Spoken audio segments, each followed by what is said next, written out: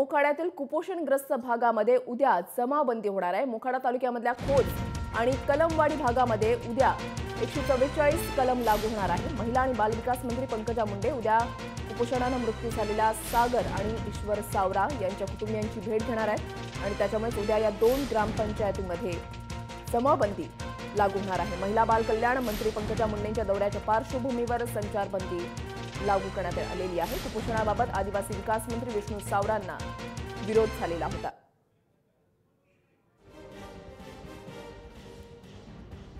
महत्त्वाची बातमी आपण पाहताय। मोखाड्यामधली जी परिस्थिती आहे ती सर्वांनाच माहिती आहे। कुपोषणामुळे अनेक बालकांचा त्या ठिकाणी मृत्यू झालेला आहे। आकडा सुद्धा मोठा आहे। काही दिवसांपूर्वी त्या ठिकाणी विष्णू सावरा आदिवासी मंत्री त्या ठिकाणी गेलेले होते आणि त्या ठिकाणी त्यांना रोषाला सामोरं जावं लागलेलं होतं। आता पंकजा मुंडे त्या ठिकाणचा दौरा करणार आहेत आणि त्या पार्श्वभूमीवर या ठिकाणी कलम 144 लागू करण्यात आलेला आहे। उद्या त्यांचा हा दौरा असेल। पंकजा मुंडेंच्या दौऱ्याच्या पार्श्वभूमीवर जमावबंदी त्या ठिकाणी लागू करण्यात आलेली आहे।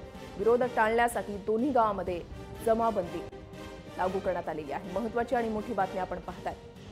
विष्णू सावरा यांनी ज्या कुटुंबाला भेट दिलेली होती त्यांच्या रोषाला त्यांना सामोरं जावं लागलेलं होतं। कुटुंबियांनी थेट प्रश्न विचारलेला होता की तुम्ही तुमच्या गाड्या घेऊन या ठिकाणी येऊ नका आणि त्यावेळेला विष्णू सावरा यांनी जे केलेलं वक्तव्य होतं की जवळपास 150 मुलांचे जीव गेलेले आहेत, तर त्यांनी म्हटलेलं होतं असू दे ना, आणि त्याच्यानंतर एक मोठा वाद निर्माण झालेला होता।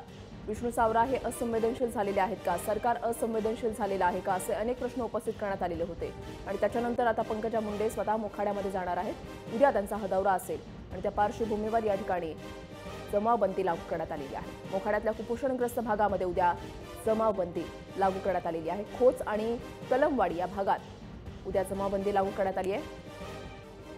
राजू सोनवणे आपले प्रतिनिधी आपल्या सोबत आहेत। राजू, उद्या पंकजा मुंडे यांचा दौरा आहे मोखाड्यामध्ये आणि त्या पार्श्वभूमीवर त्या ठिकाणी जमावबंदीचे आदेश देण्यात आलेले आहेत। निश्चितपणे उद्या पंकजा मुंडे जे आहे जव्हारवाडा मोखाडा ठिकाणी दौरा करणार आहे। ज्या ठिकाणी कुपोषित बालकं आहेत ज्यांचा मृत्यू झालेला आहे त्या ठिकाणची पाहणी आणि त्या कुटुंबियांना भेट देणार आहे। मात्र त्याआधी जे आहे ते जमावबंदीचे आदेश जे आहे ते दिलेले आहे। कारण पाहिलेलं आहे का विष्णू सावरा याआधी सुद्धा गेलेले होते, त्यावेळेस त्या कुटुंबियांनी जे आहे त्यांना भेट दिलेली नव्हती, त्यांना बाहेर काढलेलं होतं आणि अशा प्रकारचा कुठल्याही प्रकारचं घडू नये यासाठी जे आहे ते जमावबंदी जाहीर केली आहे। मात्र नागरिकांचा रोष असणार आहे, कारण एकीकडे कुपोषित बालकांचा जे आहे तो मृत्यू होतोय आणि असं असताना सरकारचं दुर्लक्ष आहे आणि जरी अशा प्रकरणामध्ये जर मंत्री भेटायला येत असतील, अशा प्रकारची जर जमावबंदी करत असेल ते कुठेतरी धोकादायक अशी सूर उमटण्याची दाट शक्यता आहे। त्यामुळे आता उद्या पंकजा मुंडे गेल्यानंतर पंकजा मुंडे यांची भेट आणि त्यानंतर स्थानिकांचं जे काय असेल भूमिका हे पाहणं महत्त्वाचं जाणार आहे।